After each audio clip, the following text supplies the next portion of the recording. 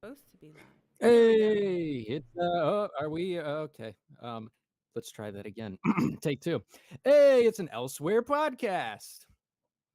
Hey guys, welcome in tonight. Appreciate y'all hanging out with us. We're here with TJ Hickey. He's an artist that I am super excited to have on tonight.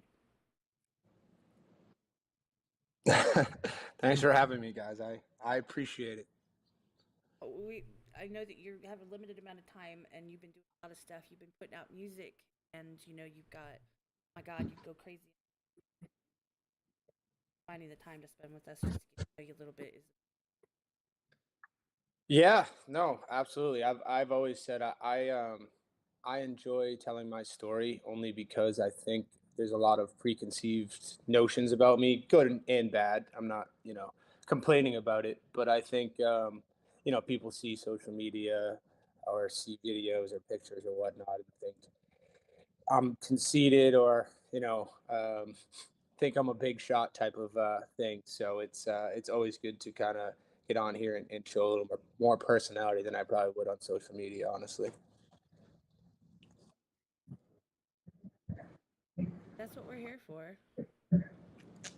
Is Yeah, there and sometimes like the image of the artist, like people see that, and it's like, oh, well, sometimes you got to show them the you underneath that too, because we have all these different dimensions to ourselves. Yeah, and I think like for me, like when I'm into an artist or trying to figure out if I like an artist, watching those like documentaries or like mini YouTube series or whatnot honestly makes me like the artist. Usually, usually a lot more because you get to know kind of the backstory and like their mannerisms, and it makes the music a little more complete and a little bit Oh, more. I'm having trouble hearing you. What's going on there? Sounds like wind. Yeah, I think you're fan cat. I don't have a fan. I'm Oh my inside. God, Oh, you're okay. So you're. I'm sorry, dude. What were you saying?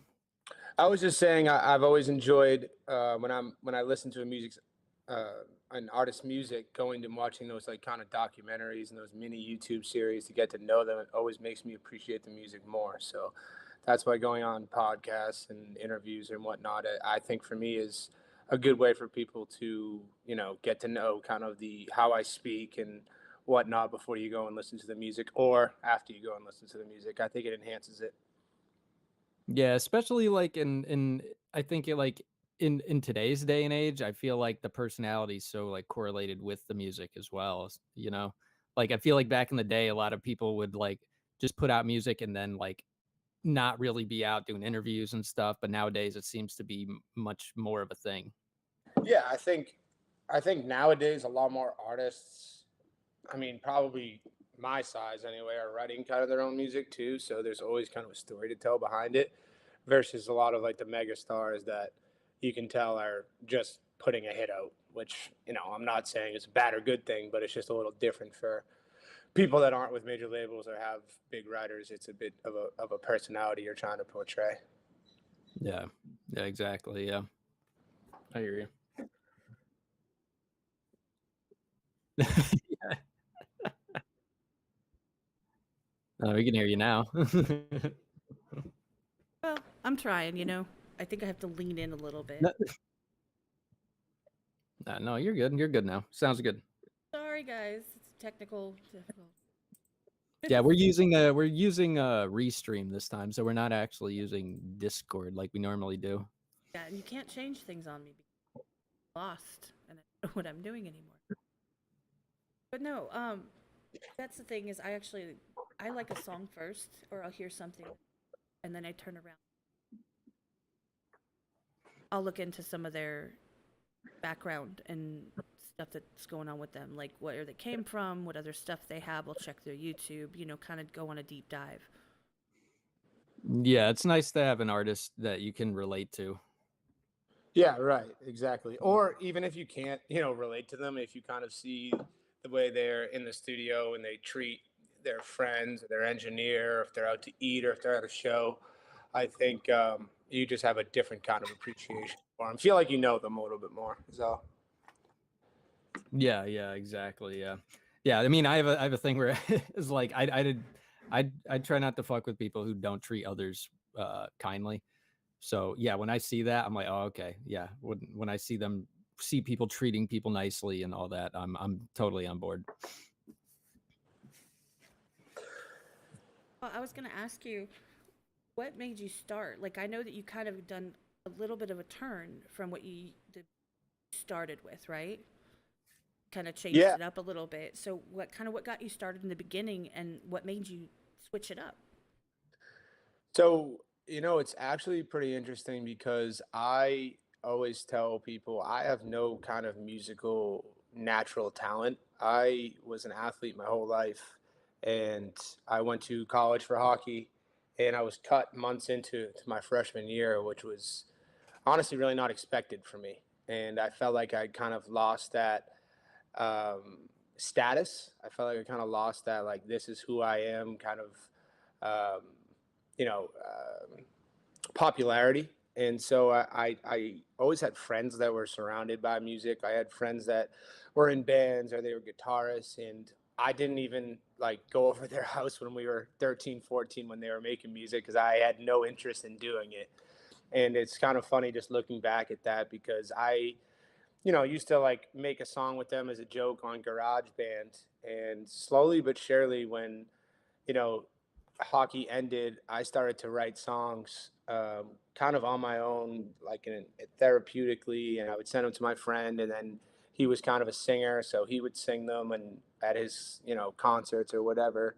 And I kind of saw the way people were accepting the songs and enjoying the songs. And, you listen back and you're like, man, this is terrible. But it was the beginning of something that I could see myself getting into to get kind of that status that I wanted back. And so yeah, I started putting out my own music.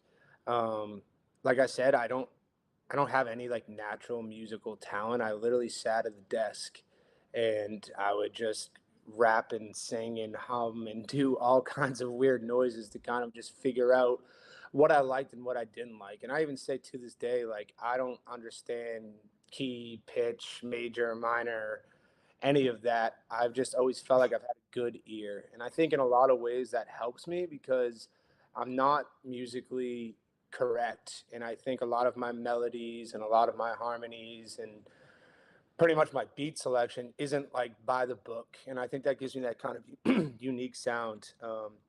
But I started really just in rapping. I didn't understand like I could do any kind of singing. I didn't understand melodies. So I think you heard kind of like, I was an inner city kid. I did listen to a lot of Meek Mill and Lloyd Banks and 50 Cent. And so I was kind of trying to replicate that. And as I got older, I started to not really like being called a rapper. I never really saw myself as a rapper. And so I've really dramatically changed the music. And I've changed probably 4 or 5 times. I mean, at one point I was making country music. So I think I've changed a lot, which in some ways helps me and in some ways hurts me. I used to sit down with labels before and they would say like, what's your brand, what's your style? And I would say I don't have one. I don't think, on a lot of folks kind of listen to like different kinds of music. So I said that would be kind of who I was going to be. And that was never an answer for them. They wanted a brand, they wanted a Nike, a Jordan. And I've always felt like I've had a lot of different places that I've lived and gone to different schools and different people. So I've always wanted my music to kind of portray that. I was always a little bit of everything. And so that's really where the music started to take a turn when I wanted to kind of show all the sides and all the styles of music that I like. See, I think it's Okay. better to have a more rounded, like, background. Like, you try different things, not necessarily that, you're full on any of them, that you just kind of dabble. I think being more well-rounded in, like, country, even rap or any, well, I mean, I'm not saying throw opera in there necessarily, but I actually think that's a good thing. It kind of helps you see different, in a different light, a different way, approach music, with, you can kind of mix it up a little. Yeah, and I've always felt like if something caught my ear, I wasn't going to not do it because of a brand or a type of music that I was making. So I've listened to a rock beat and been inspired by it. I've listened to a dark rap beat and been inspired for it. And I think sometimes people will like a certain style of song and then not like the other, but you flip that around and a lot of times it's the other way around. So you can't win a lot of times with fans in terms of what they want. But I do think that a lot of the times that my fans are, the core fans are ones that enjoy the versatility and enjoy kind of being surprised when they hear a song based on what genre and what vibe it is. Yeah. Get that. I really do. I mean, you can't always do what everybody else wants. You got to do what you want. It's got to be something that you rock with and that you resonate with. Otherwise, it's just going to come out like end, if that makes Yeah, it's not a formula. For me, it's never been a formula. And truthfully, I would get bored if I was making the same songs over again. And I've seen artists that are 10 times the size of me making the same song over and over again. And I don't understand why their fans are excited by that, or he's excited or she's excited by making kind of the same song over and over again. But like I always say, if it gets you paid and that's what you enjoy, then God bless you on that. That just wasn't for me. Absolutely. I mean, honestly, that's that's the end goal, is to get paid to do what you love, right? That's right. I mean, and I've always liked to challenge myself. I've always, my whole life, people say you can't do this, you can't do that. And that was when I knew I was going to try to do it. And so, when I started rapping, I wanted to make pop. And when I started to do pop, I wanted to make country. And you kind of listen to what people around you listen to and say to yourselves, like, I can make that, or I can try to make that, or let me take this and mix that with a different sound, or anything of the sorts. And I've always felt like that's kind of my strongest trait, is the ability to take different pockets of genres and form them into one. Has there been any specific song that you made that is like, that you were just like, oh, that's it? Because I mean, don't get me wrong, all of them that people put out, I assume most artists I speak with, they feel type of way about every one of their songs. Is there one that like really kind of, like Gordon Ramsay would say, you want a platter or you want a plate?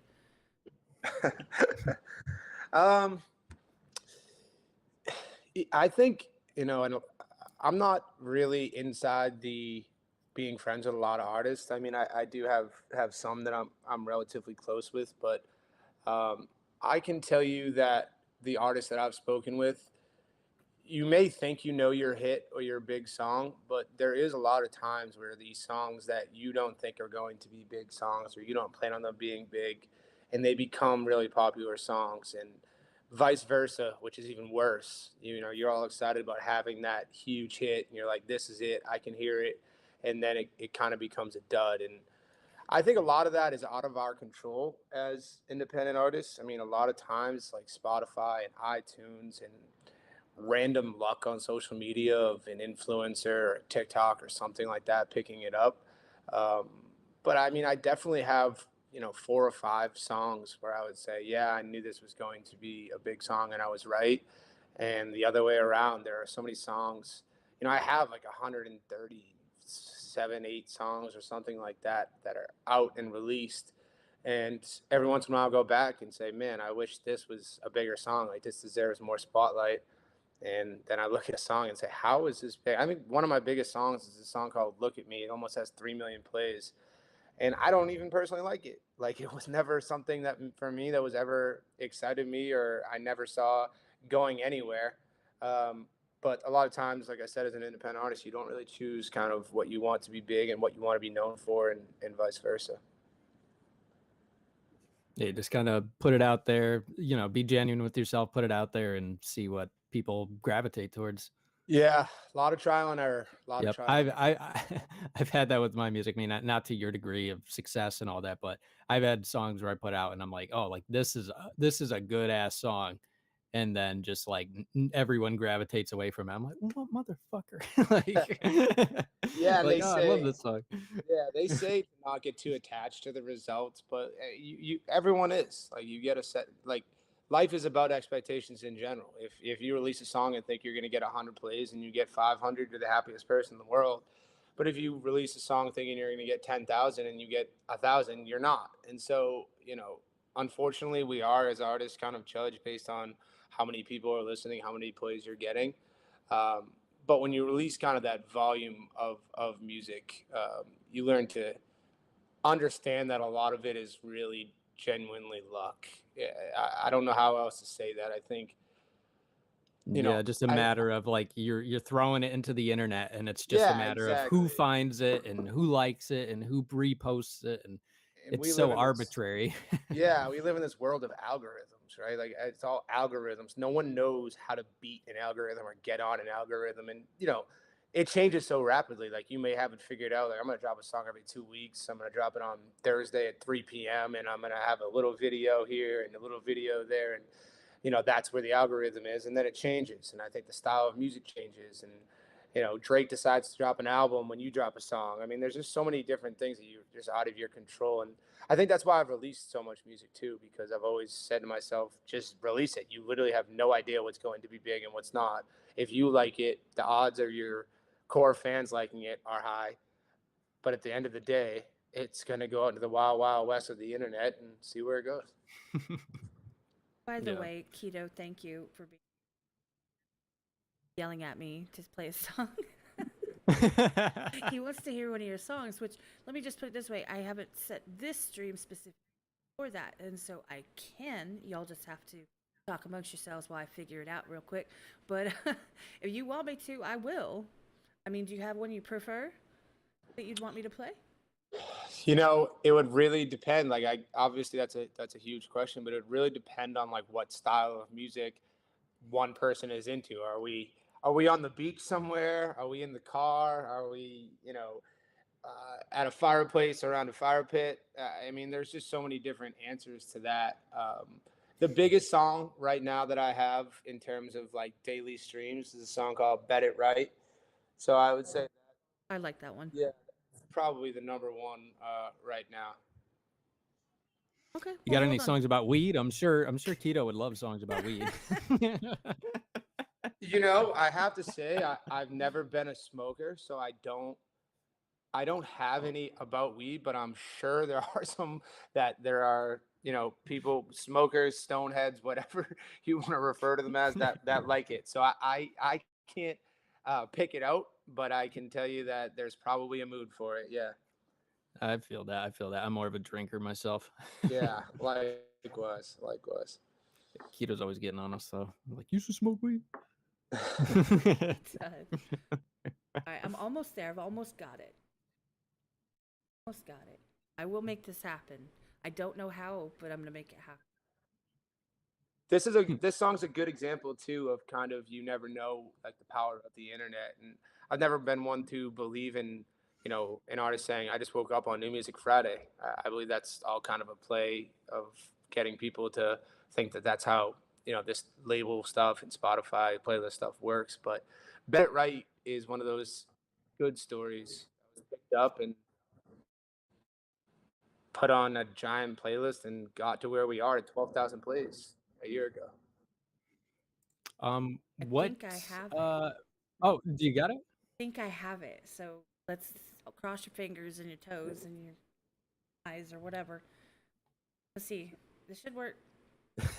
Wait for the chat to tell me if it's not. I bet y'all can hear it, but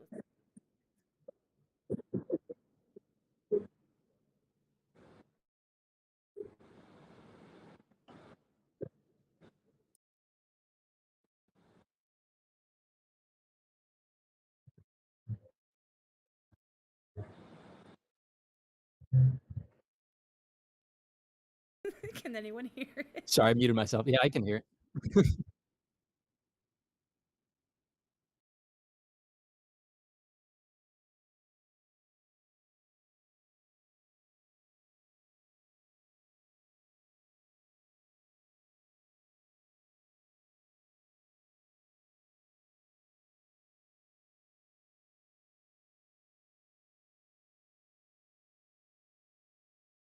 They're saying they can't hear it.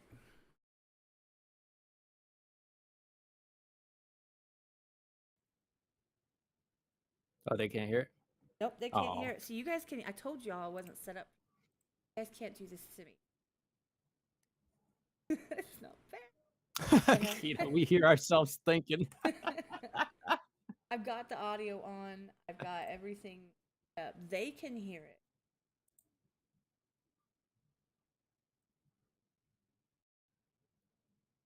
ratchet in the middle of the screen. Yeah, even if we can't figure it out, we'll send you something, Keto. Yeah, we'll send him something. Well, let's go ahead. Ask the question. Yeah, I interrupt. I don't remember my question. Hey, well, here's the thing. Why do I hear myself? Oh, that's why. So, just out of curiosity, if you were inspired by other artists, like in the beginning or in the middle, if you could only pick two that you had to listen to for the rest of your life, who would they be?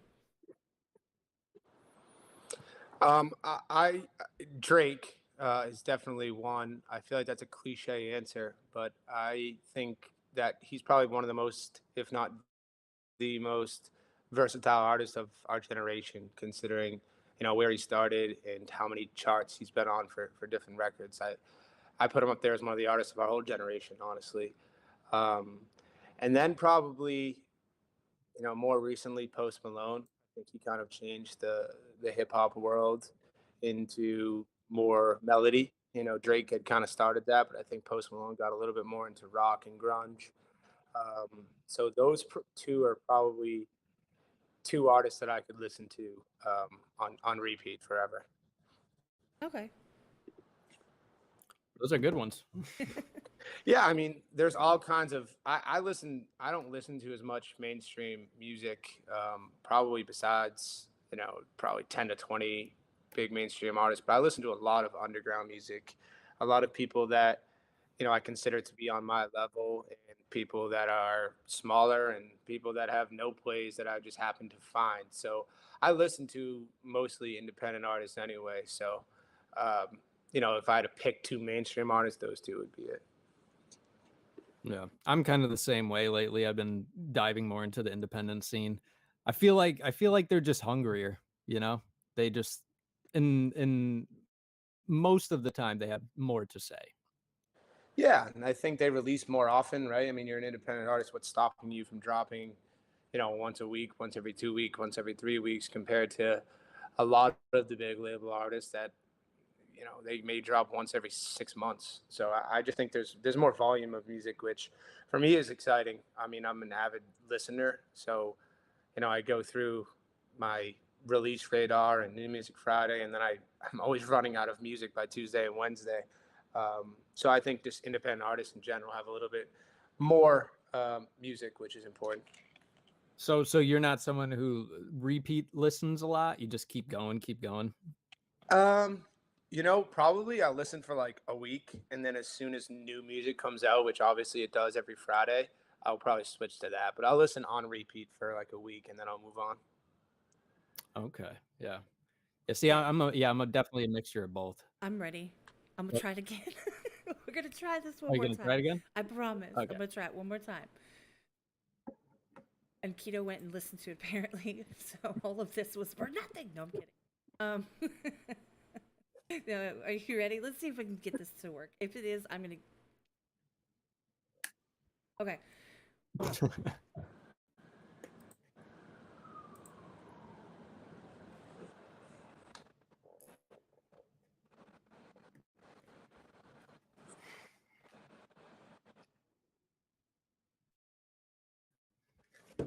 Yeah, I don't hear anything.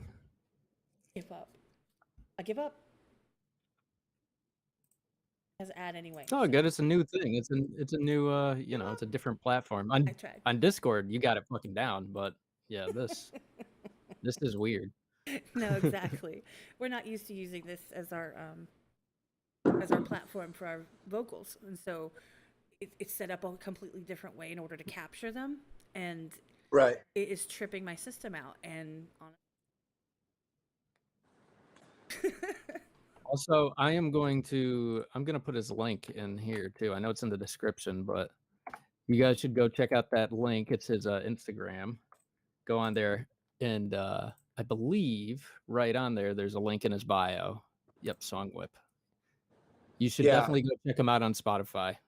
That's every song too. So that's however you listen to music. It's Amazon, Apple. It's the link to my whole catalog. well, one of my personal favorite things about this and talking to people and bringing artists and producers the actors, content creators, um, is to introduce to somebody maybe they wouldn't have seen you before. They didn't know anything about you, and for some reason, I do get really suggestions like on reels and things like that. So I get lucky enough to catch some really cool artists, and to be able to showcase somebody that a lot of people maybe they're into independent artists that are rappers, or maybe they're into metal stuff like that, and to kind of say, hey, but check this person out, somebody you might never have thought of before. But by the way, if anybody has seen any of my stories that I posted about this podcast tonight, those were his songs. Got to put his songs on when he's podcast. So that's also another way to sample some of the music, because since it's on Spotify, right? You can get it on Instagram, I believe, and like use it for stuff like reels or stories. Yeah, that's yeah, and it's on TikTok, it's on all that stuff. So Yeah, with me, I know like with DistroKid and everything, it just distributes it to all the platforms, so you can use them in stories, reels, and all that. yep, exactly. Makes it easy. And that's really important too, just because I mean, like the promotion, you know, like if you're trying to promote yourself, like those reels, those stories, and all that, that's fucking everything.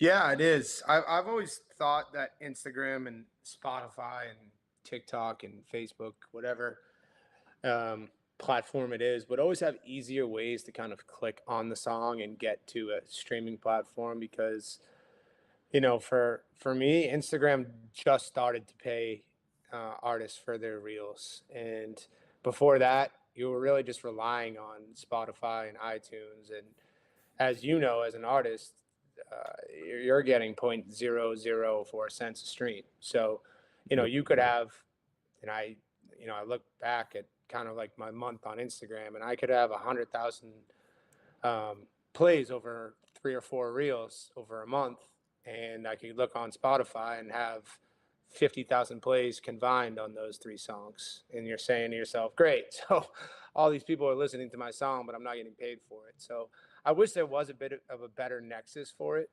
even being able to click on someone's Instagram and go right to the streaming. But I'm sure there's, a competitiveness about them, and, probably some music lawyer will tell me exactly why that's not possible. But it's important, to have people in having your reels and putting your music in there. I just wish it was a better way to be paying artists for all this place. So if you had to say, like, if people like your music and they want to financially support you in some kind of way, what would you say would be the best way to do that? It would be Spotify for me. Spotify? Just because, I mean, you go to Apple Music, you're going to get paid like a little bit more. But for Spotify, where you're really going to get your plays and how you're going to get that algorithmic push that you want is people going on Spotify, adding it to a playlist, liking it, and then playing it. And so Spotify is probably the most public platform where you're going to expressively show what you're listening to and who you're listening to. Yeah, it's just So more of a that's long-term game that you're playing with Spotify, it exactly. seems. Yeah. Yeah, I mean, and again, iTunes or Apple Music, it may pay you a little bit more, but it's not so much a share type of platform. You're not really sharing a lot of that music on Apple. The only reason I probably say Spotify is just because I understand it the most too. So a little bit easier for me to navigate that one. I understand that. Yeah. A lot of people that support artists really like to actually support they're getting the actual funding rather than it going anywhere else, especially knowing that you're independent, knowing that you're doing this on your own. People that really resonate with that and really look for independent artists, they prefer to have the money go to you and not necessarily be an empty spin, I guess, on wherever the platform is. Or if they can go download it and stuff, they really like to do that. That's the good thing about supporters. Right. I mean, I guess theoretically, you going to buy a song or buy an album on iTunes is probably the best. I just feel like that's kind of antiquated. Like no one is out really buying an album anymore because of streaming. So I'll flip my answer and say if you want to fully support, go buy, whatever of the 4 albums I have for $9.99. But in reality, in terms of the long game, in terms of turning one fan into hundreds, I'd say it's adding to playlists and sharing. Yeah, totally makes sense. I mean, I'm someone who does like if I really like a song and I do try to buy it to support them. But I mean, you are right. It is it is becoming a little sort of antiquated, as you said. Yeah, I mean, it's funny because I think for years I was making in the beginning of my career, like 2014, I was making more money when I dropped an album than when I dropped one in 2017. And you say to yourself, that like, makes no sense. Obviously, your social media platforms are bigger. You would hope they'd be bigger after 4 years. I was touring in 2015, 16, and 17. But the truth was in 2013 and 14, how you consumed music, and I had one song that really did well, you had to buy the song or you had to buy the album to listen to the song. And so when streaming first came out, it was terrible for me, just based off of monetary reasons. But in 2013, 14, it was great. Yeah, I was literally making $9.99 or $1.29 every time someone listened to a song of mine, and that was a game changer when streaming came out. Yeah. I can tell you Bit of a hard thing to adapt. This I'm sorry, community Kat. is pretty big on buying physical albums. We do that a lot. It's just something that we've kind of adapted to. And plus, I hate to say it, I understand the convenience of streaming. I get it, but I prefer to have I want to be able to listen to it if I decide not to use Spotify ever again. Let's just say something crazy happens and it doesn't exist. I'd like to be able to still hear the music. Right. No, I get that. I mean, I just think, and everyone consumes music differently, that the general population has just moved away from that. And so as an artist, you're not going to spend upfront costs on having that CD and that album cover and printing, however many CDs to hand out when you aren't going to recoup that money just because that's not how people consume music as much. Now, there are artists that have kind of such super fan group that they may be able to do that. I personally don't think that's something that would benefit me, unfortunately. No, that makes complete sense, though. I mean, you got to do what's gonna, music. I mean, like I said, the end goal is to get paid doing. That's right. That's what it always comes down to. Well, I apologize for all the technical difficulties that I have run into today. I apologize. I should have. Not at all. I should have tested it, but you're using a new platform. It just is what it is, and it wouldn't be us if it was a tiny bit ratchet. I mean, yeah, that's been our mark. I think that's a phrase. I think it's a motto of us, not the community, but like me.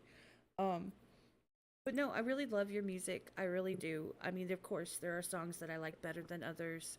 Bet It Right's one of my favorites. Whenever you release something new, I try to push it when I can, just so people can hear it. Like I have 80 billion people that are paying attention, but you never know. It just takes that one, right? Absolutely. Yeah. I mean, everything, like I said, it's always about getting those shares and if you have one fan or you get someone to even listen to it, it helps, whether it's, again, part of the algorithm world we live in, or someone happens to see it, or someone happens to see it and then share it. It's just, there's a lot of internet out there, but every share matters for sure. So I appreciate that. That to me is the most important thing someone can do that appreciates my music. Honestly, that needs to be a new T-shirt. We need to all shares matter. That would be great. That would be a great independent artist or any content creator shirt. That's a good idea. No, absolutely. We've got Mod Lives Matter because we really appreciate our mods always. Um, the mods across the platforms. You know, we do. There's a lot of people in the community that go into the lives. Yeah. They check out artists. They listen to reactions. They suggest. They pay for people to react to the songs.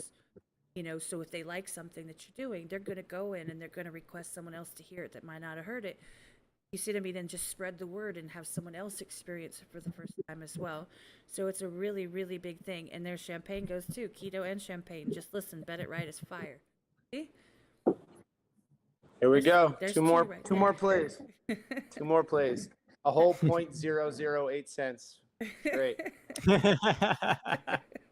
But it's a start. It's the long game, man. The long That's game. right. That's right. And then every follow you get on Spotify, and I think a lot of people get confused by that because I don't think a lot of people understand how important that is. Follows on Spotify is like it's an automatic 2, 3, 4, 5, depending on how you consume music plays. So if I could transfer all my followers on Instagram to Spotify,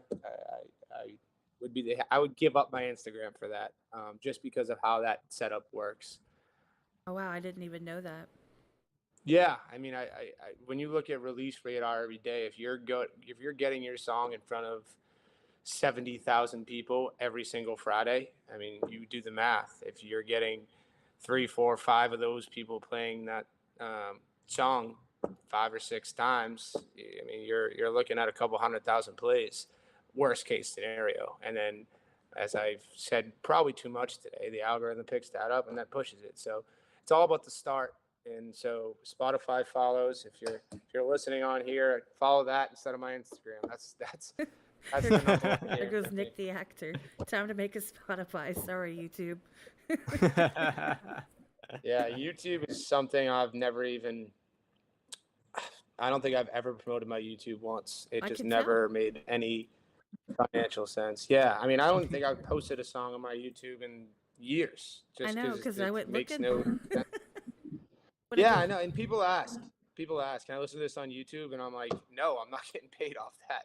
I'm not pushing that. So I know I feel bad for my YouTube people, but I haven't uploaded in years. And I think my distribution company actually does it, but I don't think it's on my real, like personal YouTube channel. Right, I think it was on a different one that I found it. When I looked it up on Yeah. YouTube, I was winging it.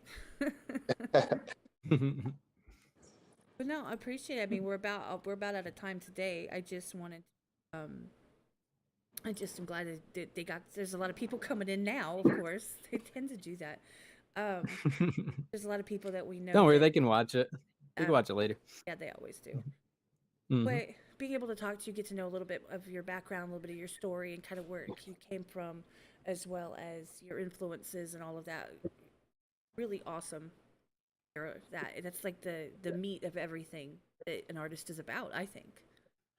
Yeah, no, I really appreciate you having me on. I feel like this was a therapy session. I was just telling you all the ups and downs of the new music world that we live in. But I think it's important that people understand that while they're understanding probably why, I make what I make.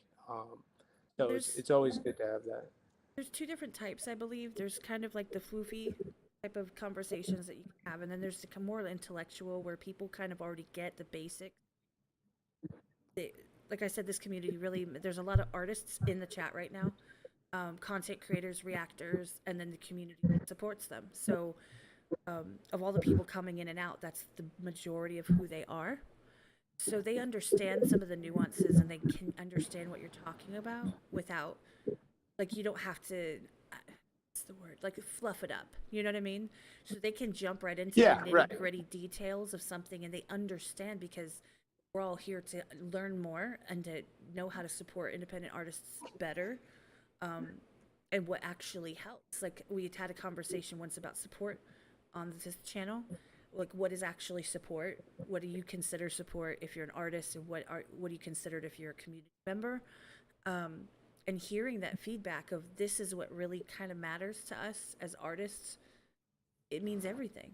Like it's not all about the likes on Instagram and the subscribers on YouTube if that's not your platform. So Yeah, knowing that followers on Spotify is super important.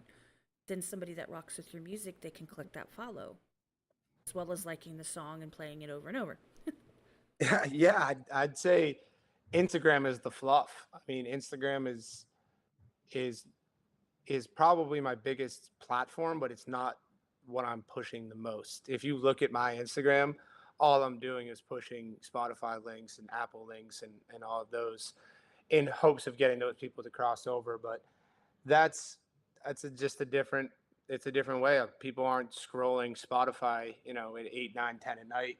They're scrolling TikTok and Instagram reels, and you know, the 5 people left on Twitter are going through political tweets, and that's just the way that it works now. But Spotify is how we all get paid at the end of the day. So it's you know, if you're not, unless you're touring, and then I'd say Instagram is just as important as Spotify. But yeah, Spotify follows are everything, and I appreciate you guys giving me this platform to get on here and like I said, have a therapy session over the pros and cons of being an independent artist.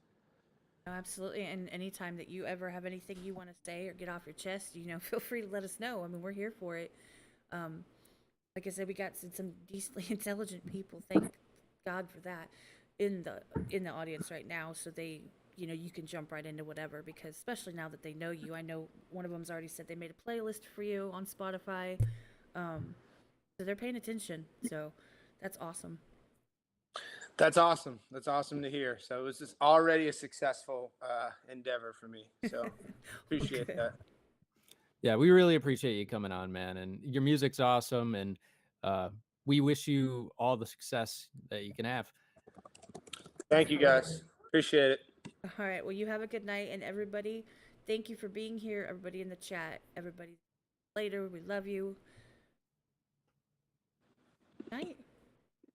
And we'll see y'all elsewhere. That's what I was waiting for. I realized it.